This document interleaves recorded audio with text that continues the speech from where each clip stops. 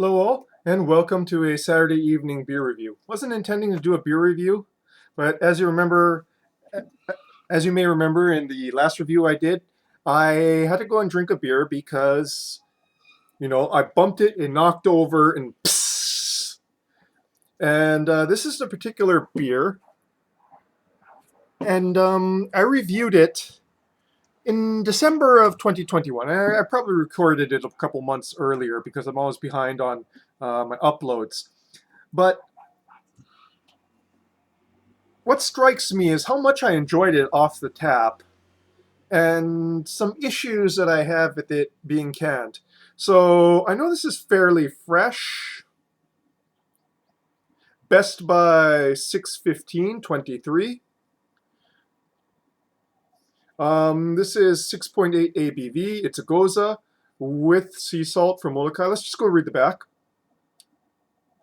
Kainalu means ocean wave. This beer is brewed with Molokai harvested sea salt and Kona grown limes. This Gose is juicy, tart, and refreshing after a long day on the water. You can kind of see here. I'm not sure why they made it so hoppy on here and didn't taste particularly hoppy. So one thing that may have changed since the previous review I did was they changed the fruit additive from Suriname cherry to key limes. But I don't think that's what's causing the issue here. Now, one thing I noticed when I checked all the cans after knocking that one over is how bulgy the top is. I kind of wonder, because my refrigerator is pretty crowded, I often knock things. I don't want to go and knock this like when I'm making breakfast in the morning and then have a beer, that I can't drink in the morning because I have to go to work. And I didn't even particularly want to drink that beer last night. I got about halfway through it and then I did a drain pour just because I had enough alcohol, after those two scotches, particularly heavy beer, I was just feeling, ugh. So, I just called it quits after half of it. And part of it might be, I think there might be some flaws here, but I'm actually going to go and look. Best part of this review is to kind of look at this closely. So, yeah. So while I deeply enjoyed it off the tap, I think there might have been some issues with the canning. So, yeah. 6.8 ABV. Let's go and pop this open very carefully. Okay, this one didn't go nuts.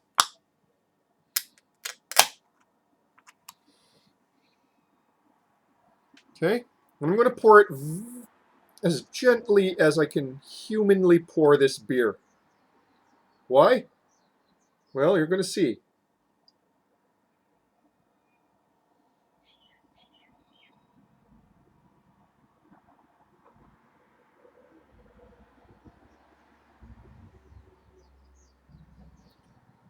Now, Goses aren't exactly known for having really wild heads.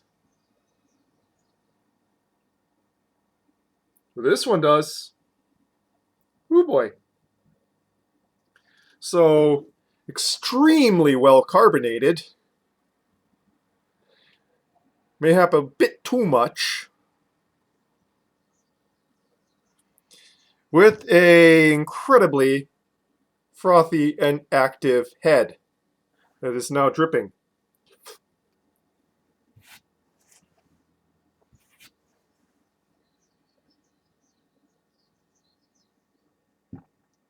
Doesn't smell off or anything.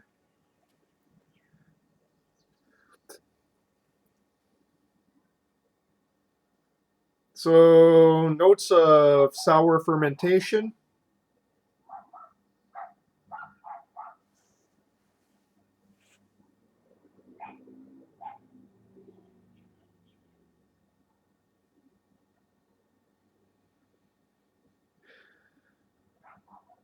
Minerality. And maybe just a bit of the lime. Maybe. I could be mixing it in with the tartness. I said it's still crazy carbonated, still building head. So yeah, this one kind of I'm not sure if it was can conditioned or if it's forced carbonated, but it really kind of had a bit too much carbonation to it, honestly. I mean, gozas are supposed to be crisp, but they aren't supposed to be like if you knock a can over, it'll explode out of it. No geysering on this one, but just quite a bit of carbonation. Yeah. So onto the palate.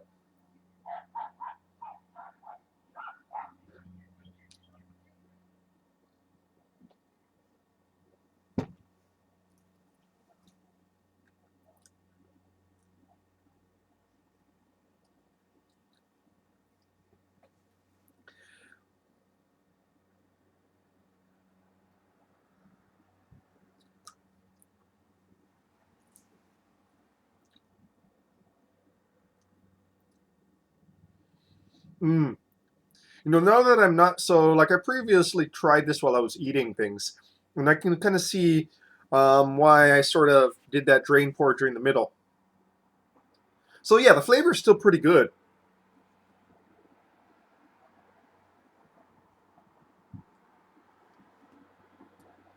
Up front, sour fermentation, wheat and funk that lasts into the long finish.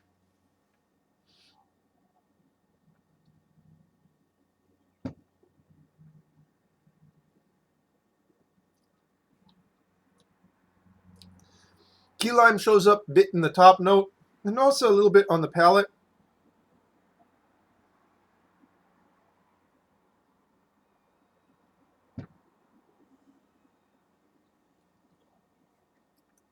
Drinking is a bit difficult because it's off gassing as it's in my mouth, still carbonating. So it's like,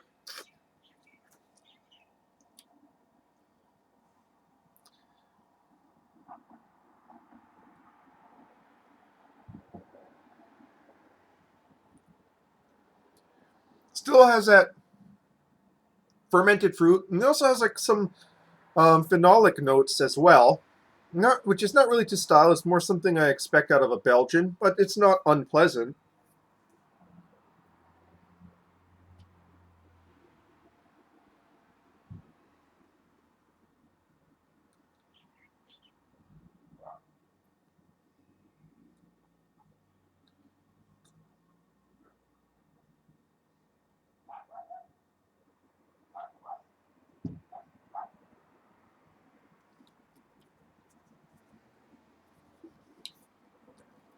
There's a slight sweetness in the mid to finish. When I first cracked this open, I kind of tasted a strong off note of metallic flavor, but as I'm drinking this, it seems to have passed.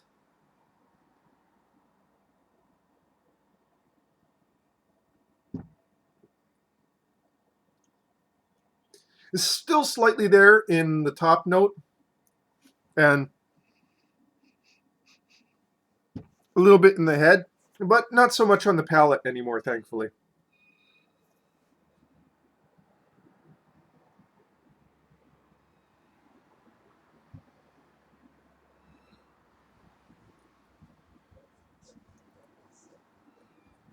No, I'm starting to think that, yeah, I just did a really bad sort of complementation to it.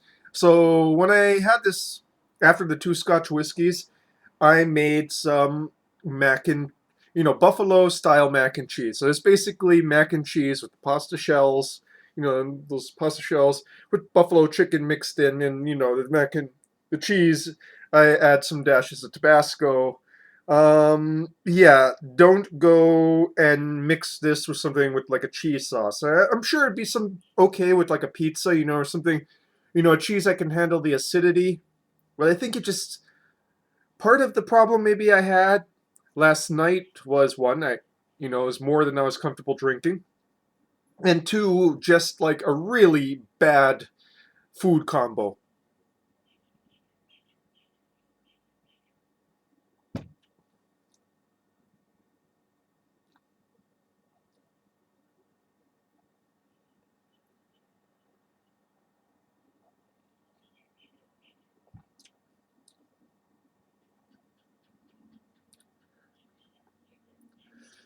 So yeah, the canned version is not as good as the tap version, as these things can be. Some minor taste flaws. A bit of an issue with overcarbonation in the can. Like I said, you shouldn't be. A beer can should be stable enough that if it falls over in the refrigerator, like if you knock it with a water jug, like I did, it shouldn't go, you know? And so it's not super overcarbonated where it's geysering, but it is enough so that storage was an issue. And, you really have to be conscious of how you pour it.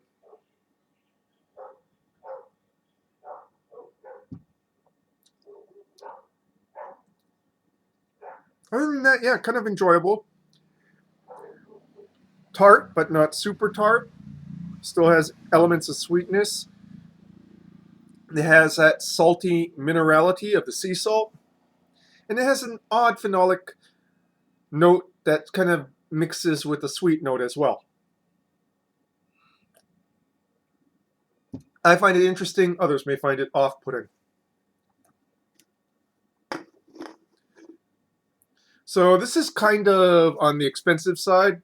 A 4-pack of 16-ounce cans costs me like $18.99. I'm kind of regretting that drain pour of half the can of the other one because that was literally, do the math here, something like $3 down the drain.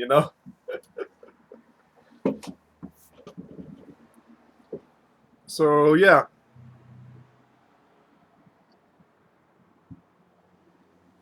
gonna make some dinner.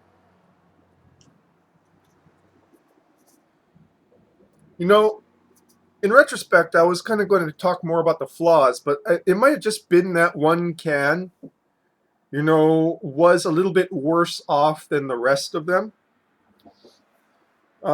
Still, it is kind of concerning that, this isn't one of their experimental ones. This is one of their flagships, so you'll see it in places that are not bottle shops. I got this at like Safeway grocery store. Small things like overcarbonation, these are things that might turn some people off. And, I love Lanikai Brewing. I strongly believe in their message. I've positively reviewed many of their beers before.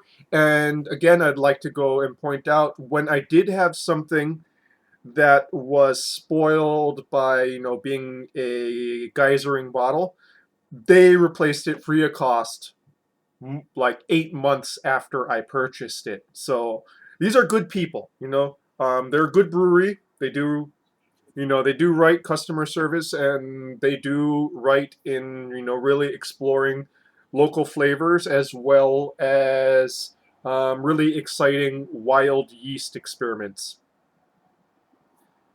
That said, yeah, it's overcarbonated, guys.